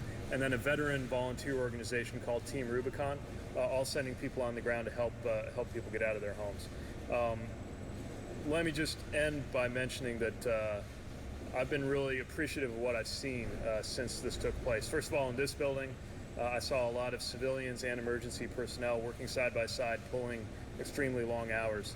But also when I went into the neighborhoods, I saw a lot of people checking on their neighbors. I saw a lot of people stepping up to help each other out, helping people find a place to stay. In many ways, the hardest part's actually going to be the few days that are ahead of us. We got through the first couple days without injuries or fatalities, but the days coming up ahead are where frustration is going to set in. People need to understand that, again, this is a 1,000-year rainwater event. The amount of water that is in some roadways and in some basements is not an amount of water that can be removed by a pump or a truck or a draining operation. We just have to wait for it to recede. And in the meantime, it's going to be up to the community to step up and find ways to support the people who have been affected most severely. Mayor Pete's talking about the city's response and their look at all of the damage, trying to get a better scope of what that damage is for federal and state reporting there. We're going to have much more on this coming up at 5 o'clock, definitely there.